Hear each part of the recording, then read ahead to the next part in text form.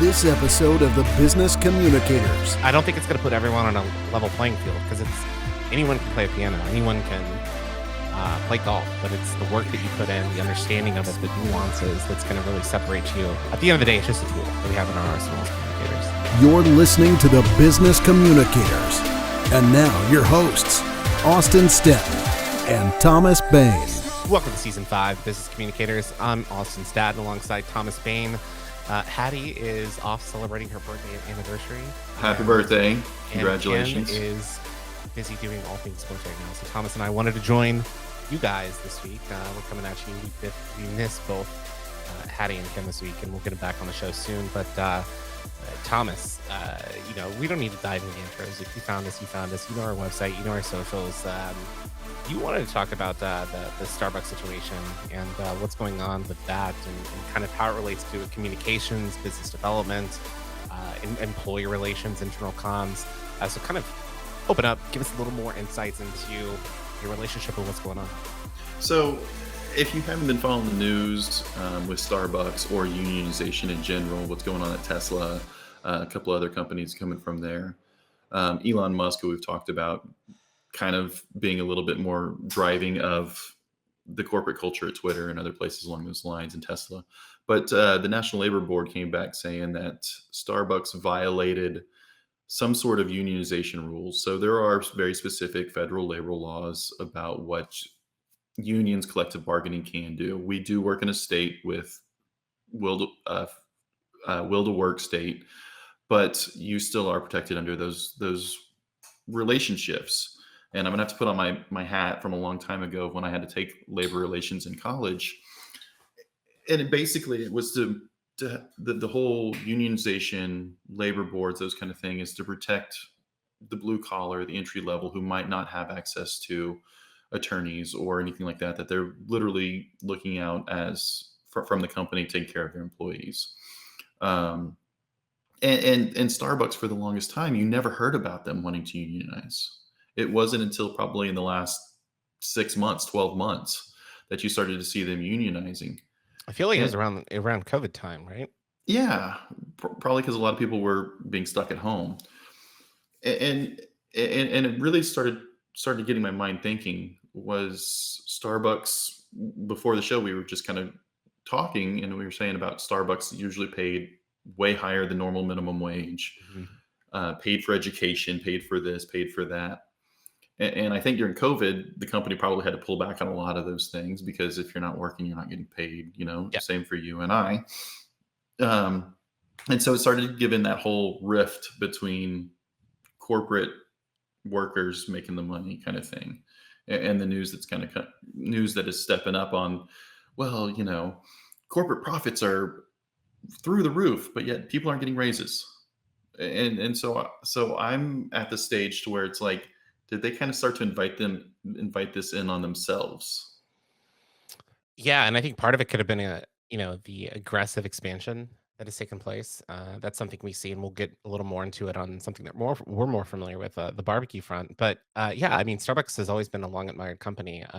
Same with Walmart. Both have been very good about paying above average wages for similar type jobs. Very focused on education benefits, healthcare benefits, and like you said, it was very interesting to see all of this take place. And I'm looking at this Axios article right now, and it says, uh, of course, the first, I guess, Buffalo, New York area store that decided to unionize. I guess since then, 268 of the nearly 9,000 company-owned stores in the U.S.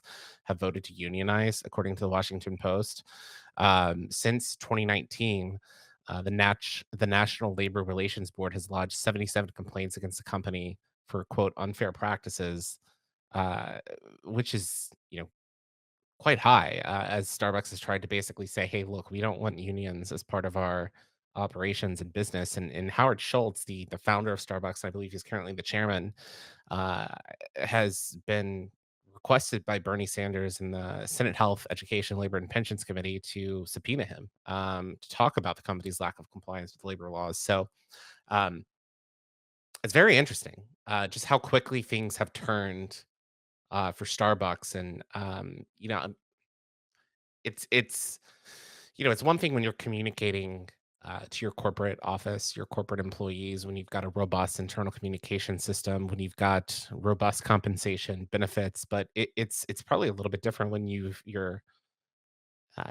got all these franchises out there, and how are you communicating with them?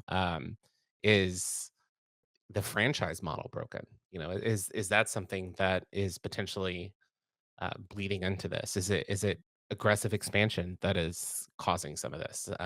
It's really, really fascinating just to see how quickly things have turned for Starbucks. Well, and it's interesting you mentioned that because we were talking about the most admired companies globally. According to the Forbes list right now, that was released early last month, they're not in the top 10. Where I think they were pretty A well regular. entrenched in Mhm. like number 5, number Who who 6. i- who is in that top 10? I'm curious. So they got Apple, Okay. Amazon, Microsoft, Berkshire Hathaway, JP Morgan, Walt Disney, Costco, Pfizer, Alphabet, and American Express. And as we sit here and talk about Starbucks, I'm interested at the Google Alphabet with what's going on with some of their tech layoffs that are taking place Well, yeah. I mean, because their CEO is making some pretty big business communications, internal comms missteps, legal advised missteps, I guess would be a more appropriate statement. yeah. I will say this: layoffs are never ever easy, and we've seen a lot of it over the last 2.5, 3 years here in the United States. And I do want to commend my former employer, BP, for how they handled that entire process. I think I've mentioned this on the show, but like Hattie and I used to work at BP, and half of our communications team got laid off during the pandemic. I think uh, we knew that reorganization was going to happen in February 2020 before the pandemic. It looked like it was mostly going to affect the operations, the engineering side. Then when COVID happened, obviously oil tanked. Energy industry took a huge hit because there was no demand throughout the world. And the CEO at the time, Bernard Looney, said, "All right, look, we're going to pause this whole reorganization process. Like, we're not, nobody's going to be laid off for at least like 6 months. So great, that's awesome. Like, you're already being transparent, openly communicating, and saying this is not going to happen. Um, we are going to do some things. We're going to reduce bonuses for the following year." Because it's impacting the bottom line. But then when the whole process shaked out, we knew that 20% of corporate jobs globally were going to be cut. For our team in particular, is 50%. And the way that they let us know, instead of just like locking us out of our email or, sending us a letter in the mail, like we've seen from these tech companies, there was a personal, like one on one call with every single person on the team, whether you were safe or you were gone. And I can speak from my experience only, but I had a call like right before Thanksgiving, like November 2020, and found out found out the compensation package, and then was told, okay, your last day will be January 31st. So I had 2.5 months to kind of prep, build up the resume. They set us up with um, career coaches to help us with that transition. And we had a very, very nice compensation when leaving the company. But I think they did it well. I know it cost the company a lot of money to do that and to keep people on staff 2.5 months after they were notified. But it helps so much during that transition process, right? Trying to go from one job to another. So I want to tell that story and give props to BP for just how they handled the whole situation. And maybe one day we'll see them back in the top 10 admired companies. But I think you're the nail on the head is it comes down to respect. It's Hmm. not surprise. It's not, hey, sit down, have a conversation. Come with me for this meeting. Um, I always remember the old How I Met Your Mother, where Ted was supposed to design the Let Go room. No, I wanted a room that looks just like this. Follow me over here to this room. Uh, and I commend that 2.5 months to basically Yeah. quiet quit at work. Hey, you have permission to do your job, make sure everything's buttoned up, but look for work while you're still getting Well, paid. that was the best part is they told us, especially because it was around the holidays, right? Yeah. We still had some work to do, but they were really focused on us, like doing what you need to do to, take care of you and your family. So mental health was a focus, which was huge. And I think any good business communicator, so anybody who's listening to our radio station, our podcast, is is above average workers, meaning that, you know what, I know I have a hard end date. I still have a job to do. My reputation means the world to me. Until I am completely out the door, I'm going to keep doing what I'm going to do. Yep. I'm going to always, be the friend. If I get a call from a past place I've worked for, any industry, and they say, "Hey, what do you think about this?" I'm going to say, "Hey, here's where you sit on XYZ." Even if it's 4 years ago, 5 years ago, I'm gonna take 5-10 minutes out of my day to make sure that I can help my old coworkers Hmm. and those companies, because at the end of the day, we need to be that way. And I know we've talked a lot about companies not treating employees other than a number. Starbucks, back to Starbucks. And so, are these companies, right or wrong or indifferent, inviting these union ideas to start festering? Either you're not providing enough benefit to the employees, or you're not communicating your benefit to the employees. Yeah. I think there's a few things that I want to add on this. Like, first off, Starbucks coffee, even though I drink it, it's not that good. Like, it's overpriced. It's burnt half the time. Like, go support your local mom and pop shops. Like, don't wait in line for 25 minutes for subpar coffee. I mean, it shouldn't be 6.55 for vanilla latte. My basic for drinking vanilla lattes, absolutely. Make fun of me all you want. Um, I'm not gonna lie, I drink the caffeinated sugar from Starbucks, the frappuccinos with like 19 shots of yeah, espresso in exactly. there. But the second thing is, I think, this whole culture has looked at me to believe that, like, you've got to look out for yourself, right? Like, you should always be networking, always be having conversations. If a recruiter reaches out to you, at least listen. Even if it's not for a role specific for you, you might know somebody that is looking for work that you can potentially put them in contact with. I think that's something that's incredibly important. But three, I would just caution businesses that if you don't have the plan in place to scale, or if you scale too fast and don't anticipate some of these problems, it might not be a good situation. And I'm going to loop this back into barbecue, Thomas, because we've had Daniel Vaughn on the podcast, and you and I, a few months ago, we went to this barbecue place called Truth Barbecue, which is rated, I think, number 2 or number 3 in Texas. It's a incredible spot here in Houston. Um, we had heard rumors that Tillman Fertitta, who is the owner of the Rockets, Landry's Group, Golden Nugget Casino, we had heard rumors that, potentially he had been meeting with the pitmaster at Truth. I don't know if this is true. And that, he could be seeking outside investment, maybe to grow the brand and to expand, or maybe become part of the Landry's Group. And we had the conversation that, like, what makes barbecue great is there's a finite product that they're making per day.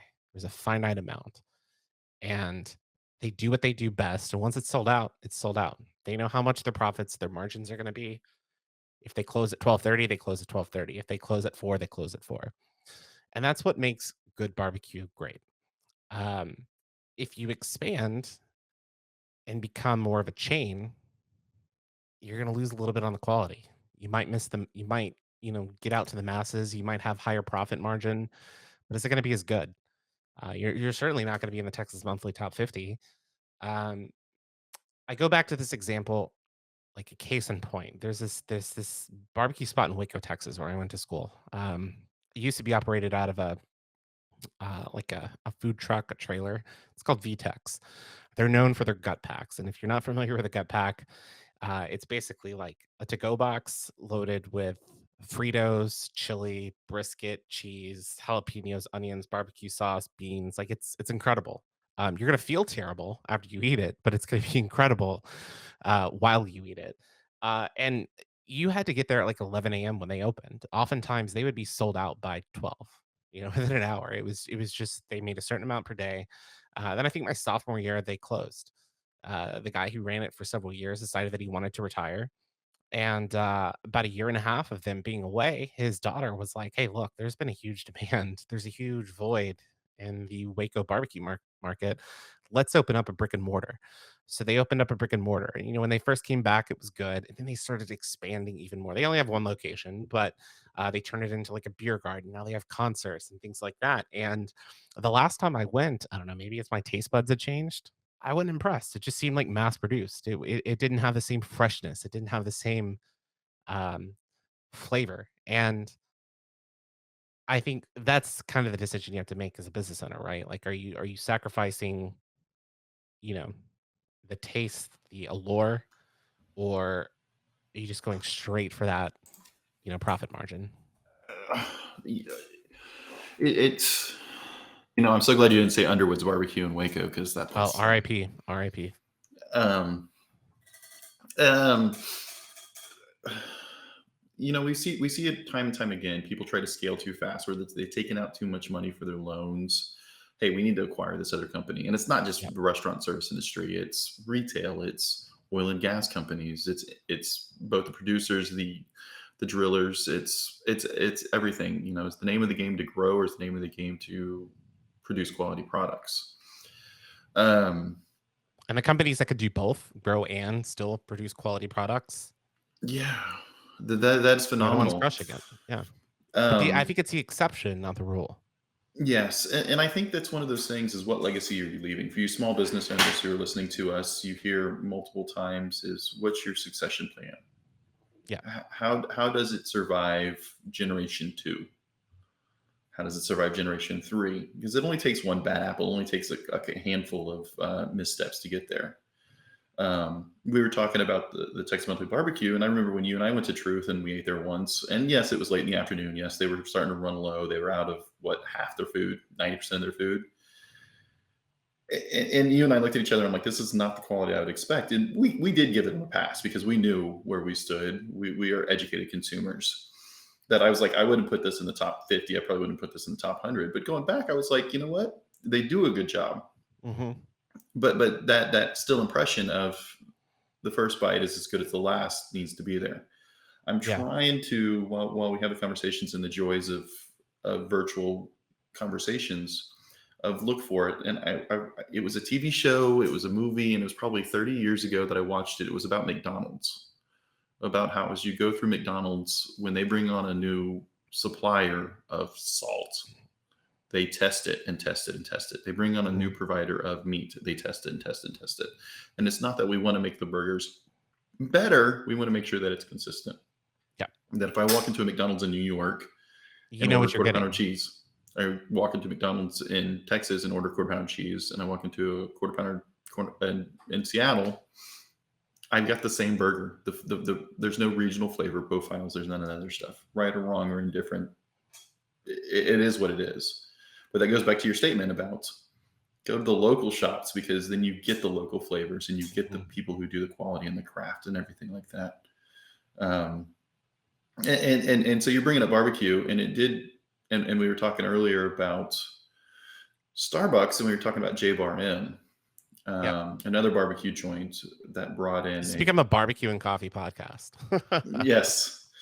Well, the food and coffee. That's how you keep your employees Near and happy. dear to all of our hearts as communications Serve professionals. food and get free coffee, because if you don't have a coffee pot at your office, you're not going to keep people around very Fact check, true.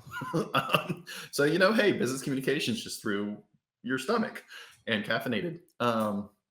But you were talking about how the pit master and the operations person all both left within like a week of each other, Yeah. and now the quality's starting to go downhill. And to be fair, I've never had it. I'm just reading reviews. No, yeah, me either. I've known of them, but not really know them. But then it kind of makes you wonder that if two senior leaders are walking out the door at the same time frame, is there something Why? behind the scenes? Why? Is it culture? Yeah, Is culture. it a difference of opinions? Is it? Yeah. But again, going back to it is what's the purpose of your business? We've talked oil and gas, we've talked retail, we've talked service, we've talked, you name an industry, we've covered it on this podcast. At the end of the day, Henry Ford, who implemented the 5-day work week, basically said before then it was 7 days a week. He wanted his employees to be able to enjoy the products he was producing. Mm-hmm. Doesn't matter what industry you're in, we service humans. And if the company isn't being human, then at the end of the day, how do you continue that growth? How do you survive generation two or generation three? Um, which I didn't want to take it here was we were talking about AI and how 2 weeks ago we were talking about how AI is changing everything, which is taking the human element out of it.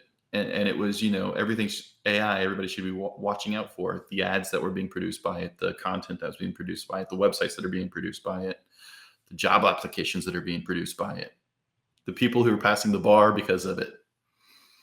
And last night I was talking to some business professionals and we were asking about it. And I said, the problem with AI is going to be, it's going to bring everybody up to a level of mediocrity.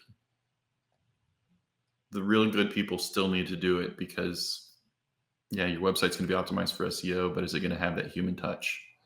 Well, and I think part of it is it's going to separate the winners from losers is who knows how to use the AI effectively, right? Like everyone has a camera on their phones, but not everyone's a good photographer. You've got to have the vision. You've got to have the understanding of how, it's more than just typing in a request or it's more than just clicking, capture. Um, I actually had an interesting ChatGPT experience a few weeks ago. So we were working on a potential letter to the editor um, for like a policy concern, and I'm terrible at headlines, and I had come up with like a teaser headline, and we were like, yeah, we need to make it a little more punchier. So I put it into. I was like, I told my boss, I'm going to put it into Chat GPT and see what it comes back with. And she was like, "No, don't do that." Just sort of like, don't let this automation happen. And I put it in there, and I was very specific on the type of request that I had.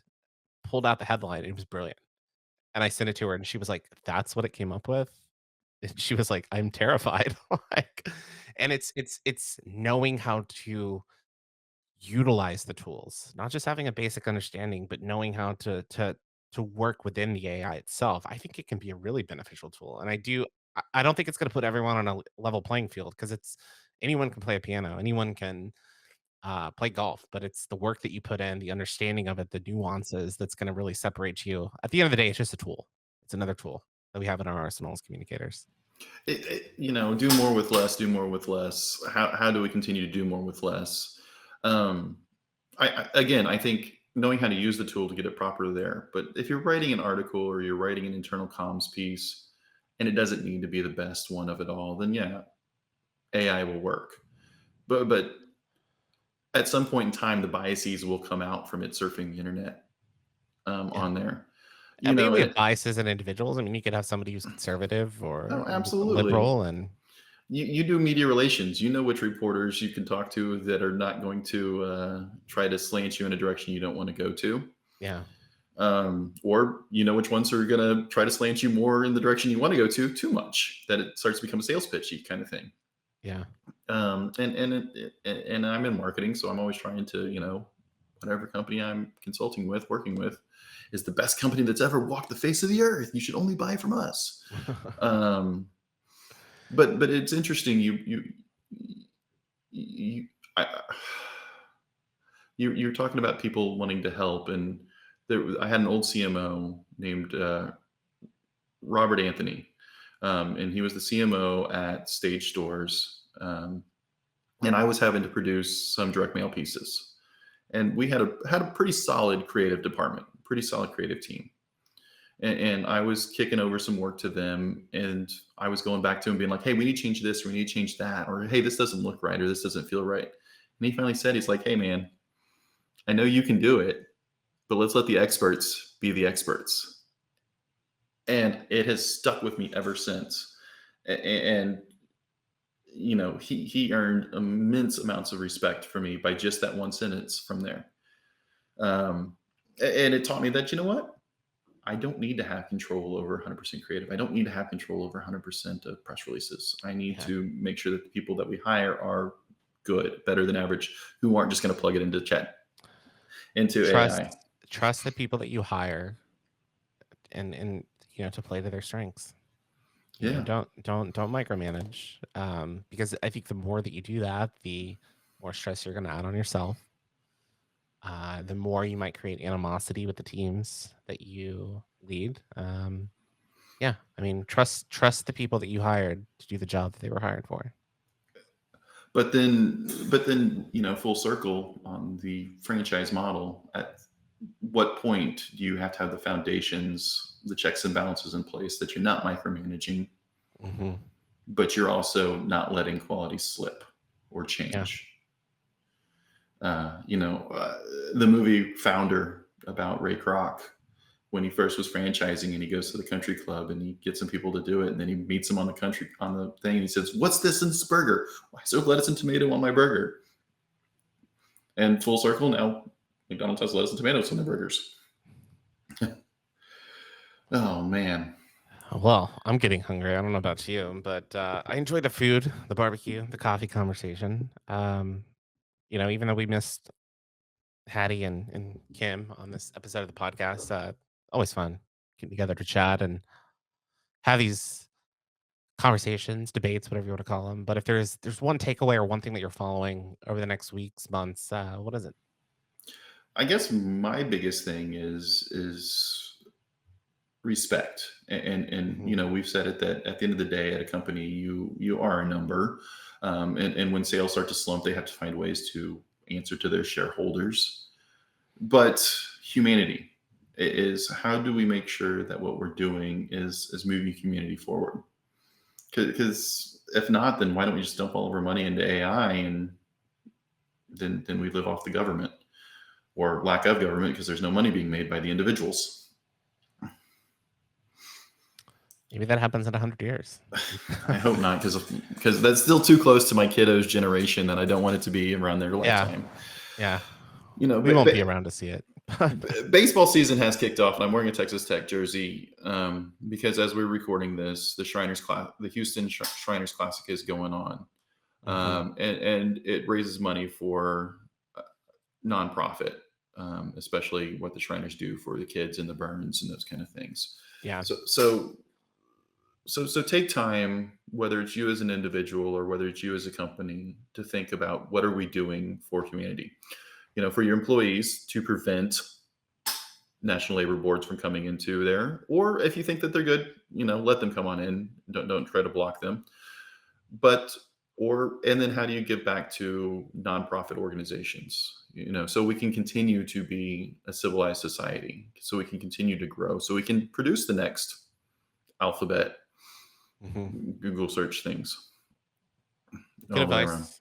Good advice. I think the one thing that I'm just really, I don't know, focus on. I don't know if you've seen these trends on social media or even LinkedIn, Instagram, TikTok. Um, this whole like sharing videos of like, I don't know, I'm gonna call it kindness content. It's people like pretending to be homeless and seeing who helps them, and they're like, double it and give it to the next person. Like it's so phony. And it's like, these people are trying to be altruistic. I think that they're like helping people in society, and it's like, no, you're just exploiting them for likes and views. Like, come on, do better. Um, Didn't Tom's get busted with that or humanity washing or whatever it was, where every shoe you buy, it's given to people who need shoes in Africa? oh, the buy one, Yeah, donate one. and Yeah, then it can't. I don't remember the situation on that, but like these TikTok things, I don't know. Maybe I'll put like a video up here so you can see what we're talking about. But there's a creator on TikTok. His name is Scumbag Dad.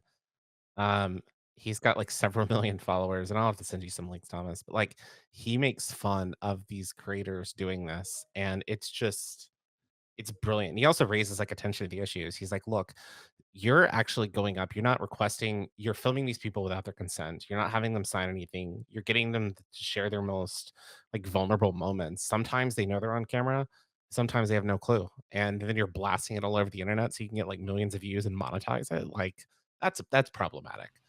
Um, Two things come to mind on that one. First off, is our listeners, people watching on LinkedIn, we've gone over about how curated any sort of post that you see on social media mhm. is. That if it went viral, only like 0.1%, 1% are actually truly spur of the moment. This is what happened. They are washed, they're stylized, they're tested, they're improved, they're everything in between. They're planned out. They're designed to get more followers, to get more revenue, to get more people to the website, to get more people to sponsor us, those kind of things. Mhm. So I wish somebody would take that soundbite and put it out there for the world to understand that what you're seeing on social media is 99% curated. The other thing that came to my mind was about TikTok, about their newest thing that says if you're under the age of 16 or 12, 18. 18, Yep. the numbers changed that you can only watch 1 hour a day. I think that has to be enabled by your parents, though. But you and I have texted at like 3 o'clock in the morning because both of us were watching TikTok, being like, dude, TikTok's not watching itself. And that's why I had to Man, remove it from my phone. I still think TikTok is so dangerous. Like, I think it's a threat to democracy. I think it's a threat to society. I'm still holding true that at some point this year it's going to be banned. You're probably going to be right because they're looking at blocking it off of federal devices as is now. Like they have not only the United States, Canada, European countries. Like, I don't know. We'll see. But Thomas, it's been great. It has been. Hopefully your Texas Tech Red Raiders do better this weekend than my Baylor Bears, who are terrible at baseball this season. But baseball's been one of y'all's strong suits for so long. What is it? You can only be good at like one sport a year? Is this what it comes down to? Not the last like 6 years, but if you want to follow our work, just search Biz Communicator on all the social platforms. You can also go to thebusinesscommunicators.com for all of our shows, insights, that kind of thing. Let us know what you want to hear. Give us feedback. But on behalf of my co-host this week, Thomas Bain, my name's Austin Staton. See you next week. Be good. Take care, everyone. You've been listening to the Business Communicators. If you haven't done so already, be sure to subscribe to our podcast on iTunes and leave us a 5-star review.